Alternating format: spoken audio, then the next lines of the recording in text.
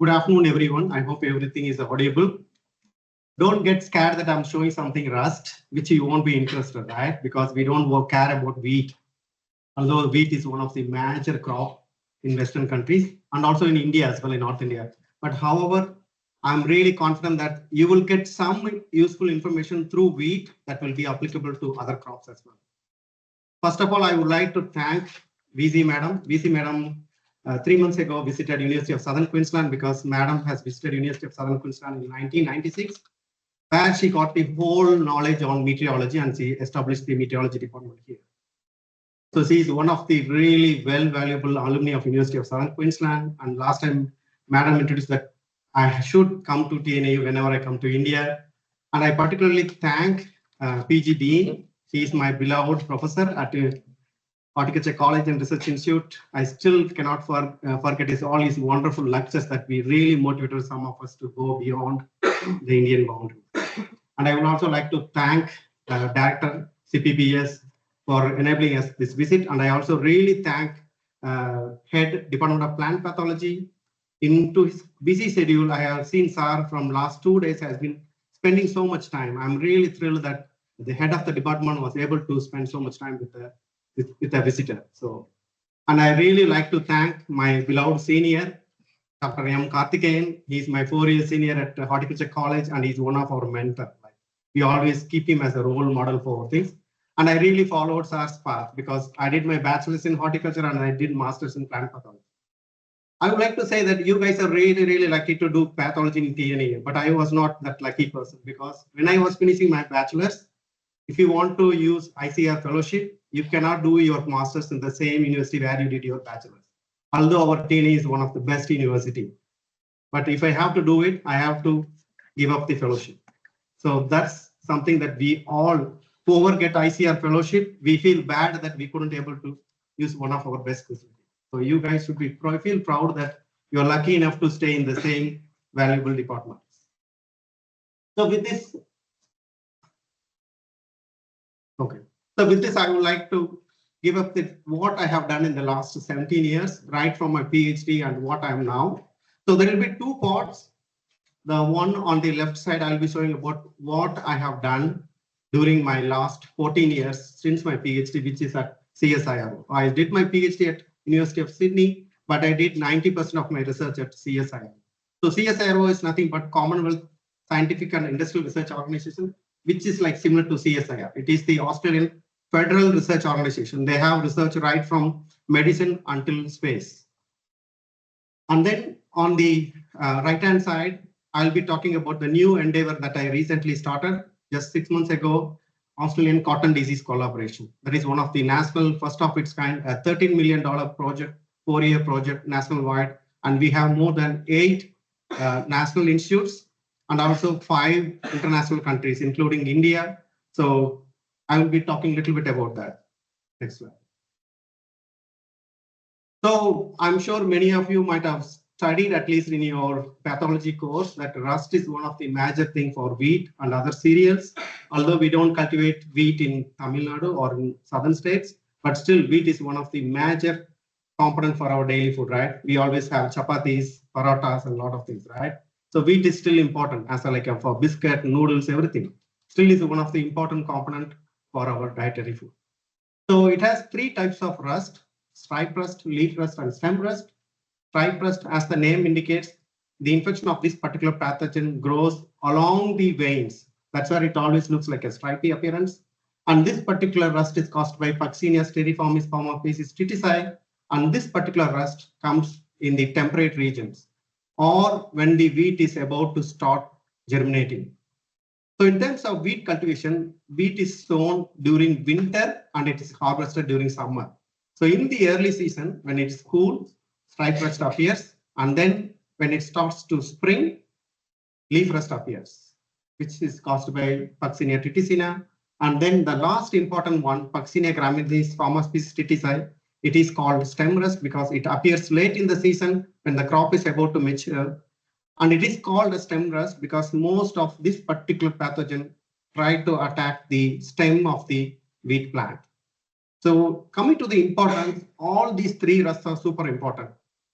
And during my PhD, I was very lucky to start working on stem rust because a new strain called UG99 that started appearing in eastern parts of Africa, to which more than 80% of the worldwide wheat cultivars were susceptible. So imagine there was a huge threat. And then with the help of Norman Boldroff and Bill and Melinda Gates Foundation, they started this Boldroff Globe Trust Initiative. And then I was fortunate to be part of that project for my PhD as well as for 2 postdocs. So almost 10 years I worked on the Boldroff Global Trust Initiative. Next slide. So mostly I worked on the plant pathogen interface and mainly on the plant defense side. How does plant has the genetic mechanism to fight against pathogen? So if you take about the resistance mechanism in plants, particularly for rust, we have 3 major types. One is called all stage resistance. That means the plant has the genetic mechanism that will let the plant to fight against a pathogen right from the germination until harvest. And the next one is called adult plant resistance. And this particular one, as the name indicates, the defense inducement will be later in the plant growth. And in case of adult plant resistance 1, it starts only when the 4th leaf of the plant appears. And this particular one we call pathogen and race specific. That means if there is a resistant gene that can protect the plant only against certain strains of a particular pathogen. And then the last one is called adult plant resistance 2, where the resistance kicks off only after flowering. And there are 2 types. One is the pathogen specific. That means they can be resistant to one particular pathogen type. For example, LR77, which give resistance only to leaf rust. And the other one is the multi-pathogen or pleiotropic resistance, where a single gene can protect more than one pathogen type. For example, LR67 gene, it can protect against leaf rust, stem rust, stripe rust, and powdery mildew. So I'll be going through with the mechanism how this is possible that one single gene can protect multiple pathogens. What is the mechanism behind it? Next slide. So this particular slide, I really want to show it how all stage resistance or pathogen specific resistance can function. What is the mechanism, how this works?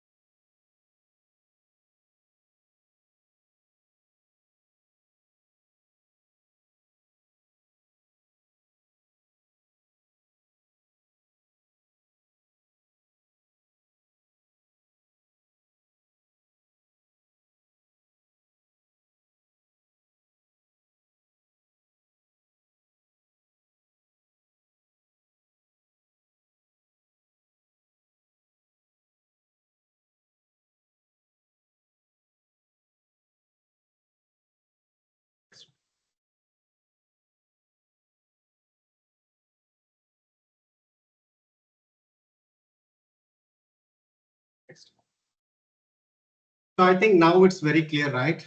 When the pathogen infects a plant, it produces millions of molecules called effector molecules. Some of these molecules try to manipulate the mechanism of plants so that they can try to produce metabolites that are required for the fungal growth. But at the same time, plants are clever enough to evolve resistant genes, which can recognize some of these effector molecules. Thereby, it can alert plant that we have an enemy infected. Then that particular infected cell suicides, because pathogen like rust is a biotrophic. If there is no living tissue, that's where the growth of the fungus is arrested and there won't be much spread. And then through the wound healing system, the infected sites will get recovered. That's the mechanism through it. Whereas now, in terms of adult plant resistance, it's totally a different mechanism. So most of the adult plant resistant genes are part of plant metabolic pathways. So one of the very good example is the sugar transporter protein. So when in the normal plant, this sugar transporter protein enables transport of sugar from outside to inside the cell membrane so that the fungus can easily feed on the sugar molecule. Whereas in case of resistant line, there is a mutation in the sugar transporter protein. So there won't be transfer of sugar molecule from inside the cell or outside the cell into the cell membrane. Thereby, the fungus won't be able to get enough sugar molecule to proliferate. So that's where this particular genes are multi-pathogen resistant, because leaf rust, stem rust, stripe rust, and powdery mildew, all these 4 genes requires the sugar molecule to survive. So thereby you can see that whatever pathogen they require sugar molecule, all those pathogens will be affected because of this presence of this resistant gene. Next one. So then, okay, where we can find these resistant genes? So I don't know how many of you are familiar with the wheat. The wheat that we grow to make our daily bread is a natural hybrid. So long back, nearly 100 million years ago, diploid species, A-genome species Triticum boeticum and Triticum monococcum, evolved to form another diploid species called Triticum uratu, which hybridized with Agellos peltoides to form the tetraploid wheat called Triticum turgidum, which evolved to form Triticum turgidum durum, which is the tetraploid wheat that we grow to make pasta.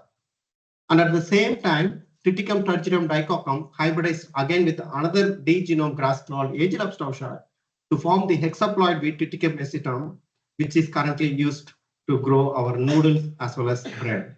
Next slide. So then what we can do is, since these diploid progenitors and the cultivated wheat have a common genome, for example, A genome is present in monococcum and the same A genome present in pasta wheat as well as bread wheat. So you can easily transfer the gene from this A genome from the diploid into the tetraploid and hexaploid wheat. Similarly, if you find a gene from the Agellos staucha D genome, you can transfer easily to the hexaploid wheat. So in our lab, we have identified this number of genes. One is from the monococcum and the other genes from the staucha ones. Next slide. And then the other important source is the land races. So land races are nothing but seeds that has been maintained by farmers for generations. So before the initiation of national and international breeding programs, farmers are themselves are one of the best breeders. So whenever they find a superior lines within their farm, they try to harvest the seed from those lines, multiply, and try to keep it for generations. And a famous botanist like Watkins, English botanist, he explored 32 countries during 1920 to 1930, and he gathered more than 800 wheat lines. In our lab, we have 286 of these lines, and we have identified new resistant genes. These are the genes. Next slide. Okay, then we are also trying to exploit historic and old cultivars, which also has number of genes. So we, for example, we are working on Santa Fe from USA, Toropi from Brazil, Fango line from India, and then Arivetta from Australia for cloning some of these genes. Next slide. Okay, so now we know that these are the lines that has the genes that we require. How can you identify the DNA sequence responsible for these resistance? And one of the common method that we use it for the map-based cloning one. So what we have to do is we have to cross the line that carries your gene of interest with the susceptible line, and based on the mapping, based on the linkage between the molecular markers and the gene, we can identify the region where the gene is located. And once you identify the gene, then you have to develop the physical map. Physical map is nothing but in order to identify the genome at the genome level. What are the different types of genes present within that locus? Once you develop the physical map, once you find the physical, once you develop the physical map, you can screen those genes against the mutant lines, and then you can identify your gene of interest. Once you identify the gene sequence, you can transfer the gene into the susceptible line. If the susceptible line carrying the gene sequence is resistant, then you know that the gene that you identified is the resistant gene. Next slide.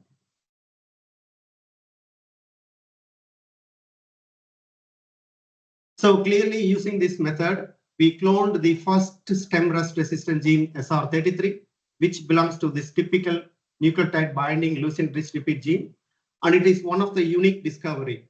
So before SR33, this particular gene family called MLA, mildew-like resistant gene family, has been identified. For example, there are more than 40 genes identified from barley and 1 from wheat, Triticum monococcum.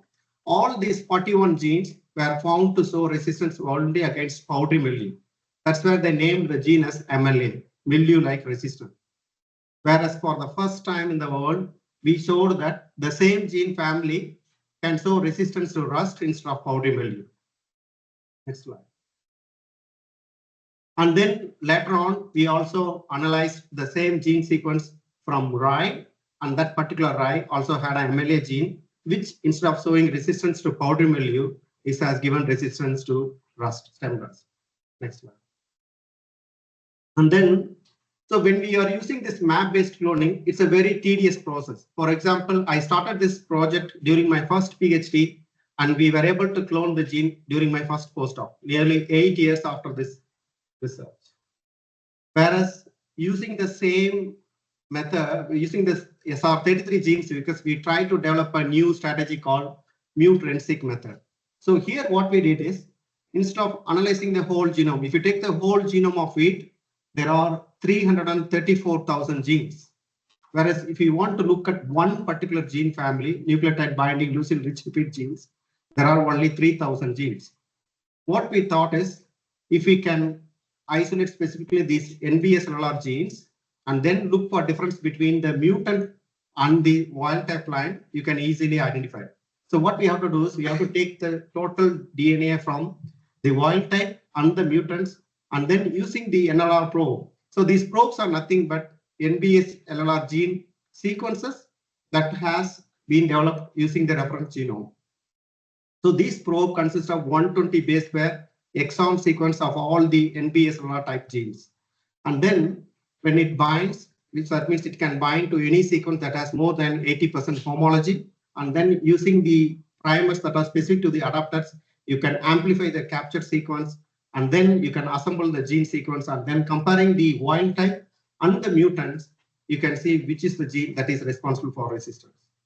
So we validated the method by cloning SR22 and SR45, and now this particular method has enabled to clone more than 12 disease-resistant genes from wheat. And this particular method, you can identify the gene within 3 years. And then the other important method, one of the major drawbacks of this mute-rensic pipeline is you can only target nucleotide binding leucine rich repeat genes. What would happen if you are looking for a gene that is totally different? So we come up with another method called mute chrome-seq. Here what we did, instead of isolating only the NLR gene sequence, here we try to isolate the chromosome that carries your gene of interest, and then we sequence the whole chromosome from the wild type and the mutants. By comparing the chromosome sequence, we can identify your gene of interest. So recently we have identified this transmembrane protein, which is responsible for IR24 resistance. Next slide. And then, okay, now we know that we have been developing techniques to isolate gene. What is the key input of this gene sequence? So one of the key outcome of this gene sequence is gene cassette. So we developed one of the first disease-resistant gene cassette in wheat. Here what we did, by using the golden gateway cloning technique, we stacked 5 different stem rust resistant genes, which is totally around 37 kb. Next slide. And clearly here you can see that we took the transgenic line having single genes and multiple genes, and we tested all these lines at the wheat trial field in Minnesota. And in the test, you can clearly see that lines that carries all the multiple gene stacks were clearly resistant compared to the single gene lines. So this is one of the first first disease resistant gene cassette that was developed in wheat. Next slide. The other interesting thing that once you are able to identify the gene sequence responsible for resistance, you can easily transfer into other species. For example, wheat and barley, they both are infected by the same stem rust pathogen, Puccinia graminis, Homa species TTC. However, more than 80% of the barley lines were susceptible for the UG99 resistance. So what we did, we took the 3 gene sequence from wheat, SR22, 33, and 45, and transferred into barley. And in our test, all the transgenic barley line carrying 22, 33, and 45 were clearly resistant against stem rust. So easily, once you are able to identify the gene sequence, you can transfer across species. Next slide. Now I'm going to switch over to the pathogen side, because you guys might be a little bit bored on talking only on the host side. So even working on the pathogen side, rust is one of the really a challenging pathogen to work because it is a dikaryotic. That means within a single cell, there will be 2 different types of nuclei. That's where this particular rust, they can easily evolve new strains because they just keep the gene content in one nucleotide as a constant, whereas the gene content in the other nucleotide will be mutated. If the gene that has the mutation can survive, it will pass to the next generation. If it doesn't survive, it won't get harmed because it's heterozygous. So that's the other gene in the other nuclei can able to make the rust spore survive for a long time. So that's why they have this buffering capacity being 2 independent nuclei. So then we were able to, then you can clearly see that rust propagate with 3 different types. One is through the somatic hybridization. For example, if the wheat plant is infected by 2 different wheat strains, the hyphae of the 2 different wheat strains overlap, and then there will be an exchange of nuclei between the 2 strains. So that's where they can easily develop recombinant new strains. And the next important method is the sexual recombination, where they infect alternate hosts like barberry, and then they go through sexual recombination. And then the third one is the clonal propagation. Just they will keep on multiplying as an asexual spore in the wheat, and they try to accumulate mutation through UV radiation and other process. Next one.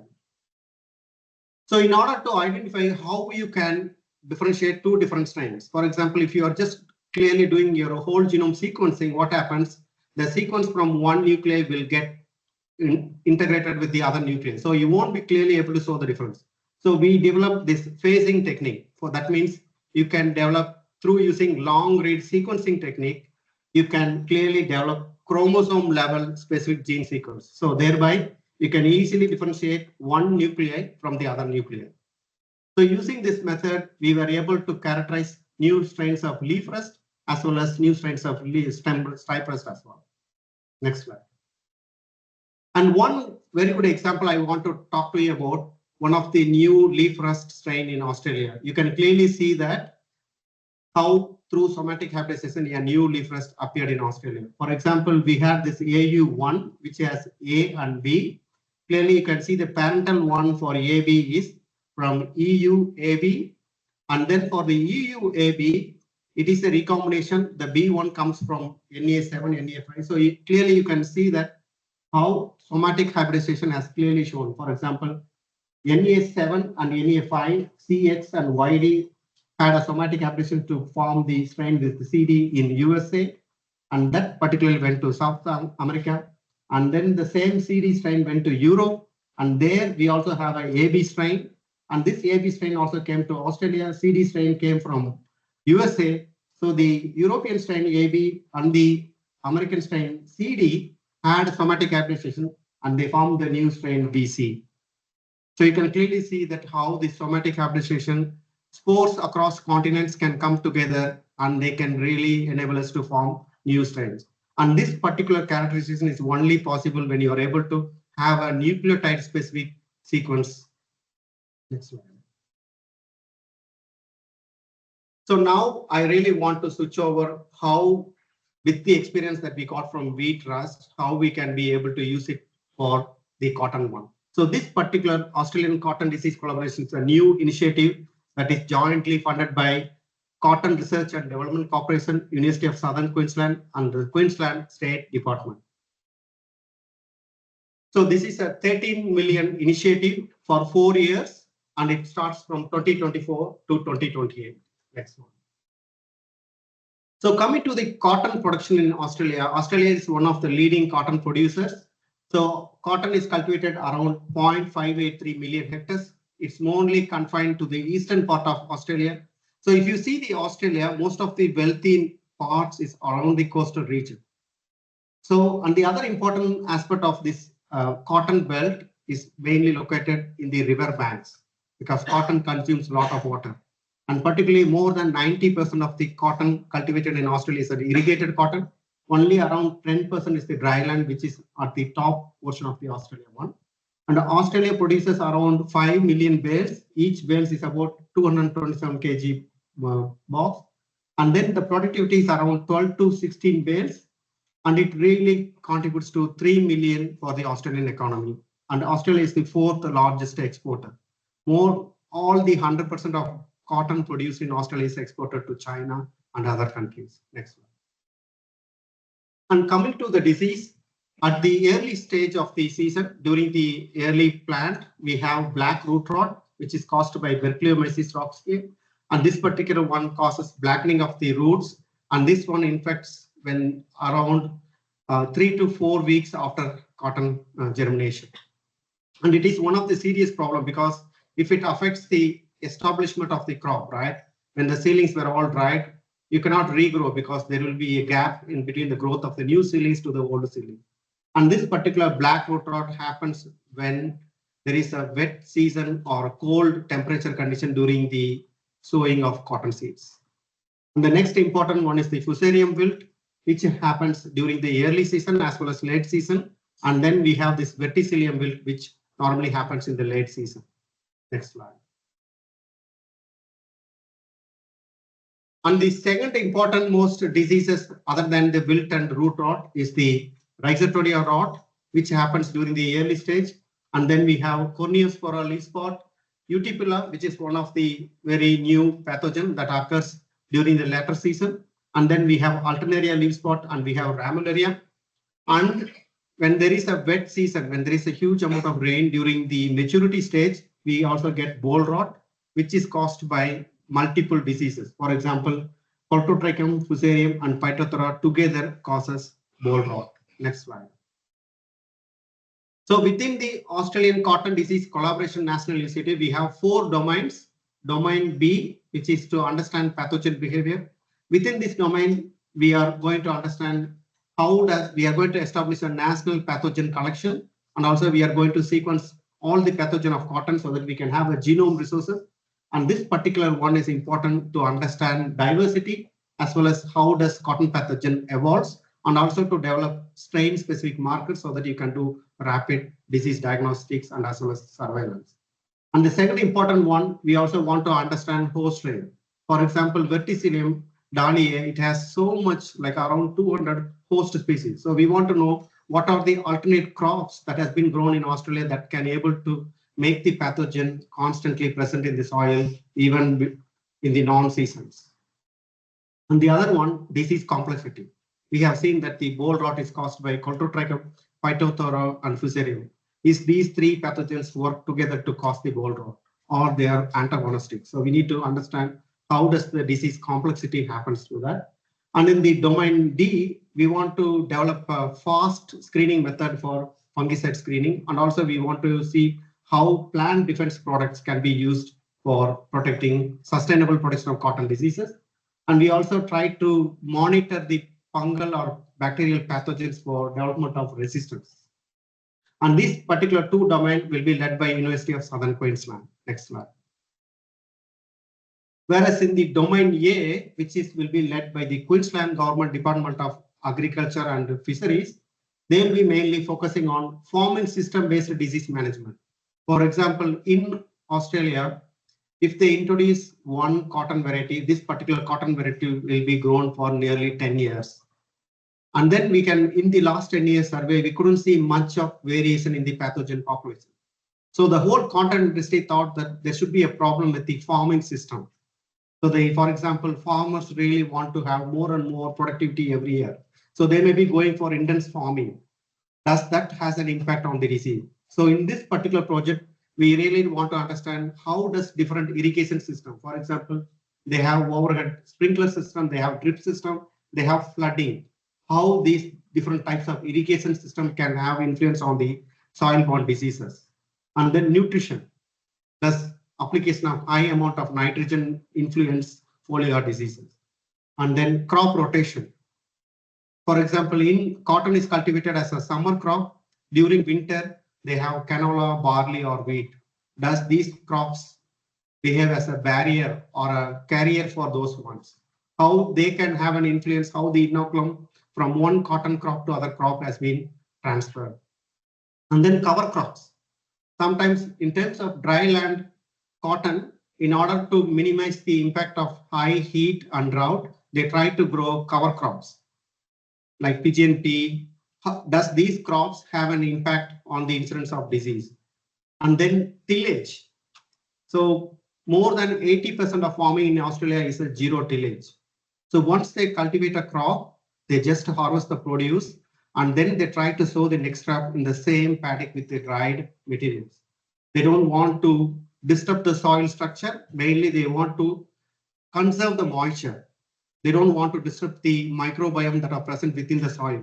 So zero tillage is one of the common cultivation practice that is happening in Australia. Does it has any influence on the inoculum development or disease development? And then the other one we want to understand environmental impact. For example, soil types. So cotton is cultivated right from the tip from the north to the south. So in the north, they have more of a sandy red soil. In the south, they have heavy clay soil. Does the clay soil have an impact on the root to crop diseases? Does the red soil have an impact on wilt diseases? So they really want to understand what are the different soil types and the different weather parameters. Does the tropical, subtropical, temperate regions can have an influence on the cotton disease? So these are the aspects they want to understand in the domain A part. Next slide. And then the important aspect in domain C is the spatial data analytics and disease modeling. So in Australia, they are trying to introduce cotton crops in different regions. For example, cotton was confined only to the eastern part. Now they are trying to introduce the cotton crop into the west because cotton is one of the guaranteed cash crop. Because you know that once any country's economy increases, our power to purchase more and more clothes keeps on increasing, right? So nearly each human population, just each humans on average, we spend around 140 kilograms of cotton as a shirt, t-shirt or a socks or a pant or trousers. So that means once our economy increases, we spend a lot of money on clothes. So the demand for cotton keeps increasing. So they want to increase the land area. So that's where they really want to have a disease modeling. For example, in the West, they have been clearing sandalwood plantations and they try to grow cotton. So we want to do a modeling. If there is a outbreak of macrophomina or other root rot diseases, how much of the cotton crop will be affected? What is the chance that the cotton in the new area can be infected by a new pathogen? So we try to do a lot of disease modeling with the help of statisticians and computer scientists. And also we are also trying to use traps or spore traps at different regions to monitor the spread of spores from overseas. And then we are also using drones, particularly to capture images. And we also use satellite images because farm holdings in Australia is really, really big. For example, one of the largest cotton farmer, his whole boundary is 140 kilometers. So if you have to go through his whole farm, you have to travel 140 kilometers. On average, the cotton farmer's land holding is 15,000 hectares. So really, if they want to monitor where does the paddock has wilt, where does the paddock has a root rot, it's impossible for them to drive through 140K. So they try to use satellite images, drones, to monitor the incidence of new diseases. So we want to see how we can use artificial intelligence and machine learning to identify new disease spots in large areas. Next slide. So finally, I would like to really thank the University of Southern Queensland team, Professor Leventikis, who looks after the basic pathology aspect, Casey on the pathogen collection, Sadek on the molecular pathology, Alex on the bioinformatics, Alison McCarthy is the agricultural engineering expert, Joseph Foley, irrigation engineer, Ravina Stivo is a mathematician modeling, Liz is the project management, and Kirsten is my administration. So you can clearly see that more and more projects in overseas are integral part of a project. They just don't want just a pathologist to work by isolation. They really want them to work together with agronomists, engineers, modelers, everybody. They want to monitor disease as a whole component, as a farming cultivation component, not just one aspect. Next slide. So coming to the key partners, so within Australia for the Australian cotton disease collaboration, other than University of Southern Queensland, we have Queensland Government Department of Primary Industries, New South Wales Department of Primary Industries, Rural Department, Department of Primary Industries and Regional Development in Western Australia, Centre for Crop Disease Management, Curtin University, CSIRO, Cotton Info, Northern Territory. So these are the key collaborators and members of the ACDC. Next. And for the international one, we are really proud to have a collaboration established with the TNAU, Cotton Research Institute, ICAR, Texas A&M University, Institute of Plant Protection from China, Academy of Agriculture Science, Brazil Agriculture Research Corporation, and Pakistan, University of Agriculture, Pakistan. So the final take-home message is, next one.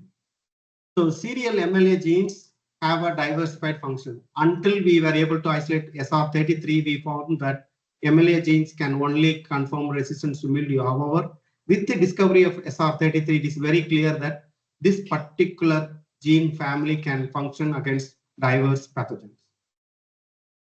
And then using the targeted sequence capture technique, you can really accelerate resistant gene identification. As you can see with our mutant-seq method, we were able to identify genes within 2 to 3 years. Whereas if you use the conventional map-based cloning, it takes more than 8 to 9 years. Next slide. And then we also shown that if you are able to identify the gene sequence responsible for resistance, you can transfer across species. In the conventional method, you won't be able to cross wheat into barley. Whereas if you can able to clone the genes through transgenics, you can transfer the gene sequence into barley and you can able to produce resistant barley lines. And then using the phasing and chromosome assembly, you will be able to characterize new strains of rust pathogen. Next one. And then with the Australian cotton disease collaboration project, we were trying to understand how pathogen diversity as well as farming system can have an influence on the cotton disease impact. Next one. And then I really want to thank all our collaborators, mostly my real mentor, Evan Sloboda, who is my PhD supervisor and my long-term collaborator at CSIRO. Next, I would like to thank our collaborators at John Innes Center, Sydney University, ANU, CIMMET, University of Queensland, UC Davis, USDA, China Academy of Science, and then GRRC. And then finally, I would really like to thank the money bag, right? Without money, you cannot do anything. So mainly most of our research at CSIRO is funded by BOLA, Global Trust Initiative, GRDC, Australian Government, Australian Research Council, and Tubelets. Next slide. Finally, I really want to thank you all for coming, and I hope you enjoyed some of these lectures. Thank you.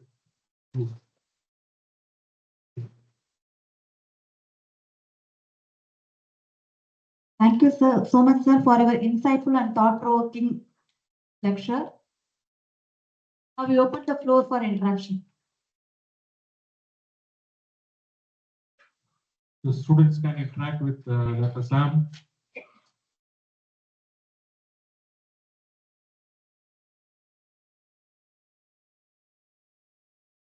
No questions from student side?